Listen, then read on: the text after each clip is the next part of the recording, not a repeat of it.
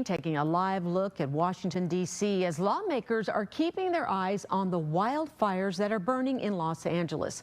The government could shoulder all of the costs to respond to this disaster over the next 6 months, and it could come with a hefty price tag. Rebecca Castor reports.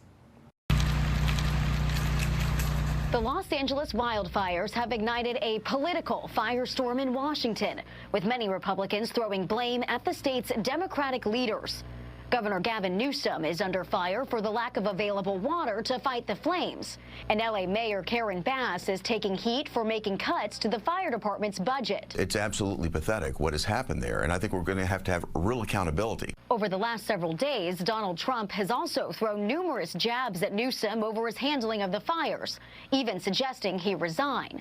In response, Newsom has invited the president-elect to visit California to see the devastation firsthand. We're here not just in the immediacy of the crisis, but we're here after the crisis, as opposed to creating a crisis in the middle of this by trying to divide people and play political, take cheap political shots. Last week, President Biden promised the federal government will pay for 100% of the costs for responding to the wildfires for the next 180 days. Immediate aid is not an issue after Congress approved $100 billion for FEMA disaster assistance in December.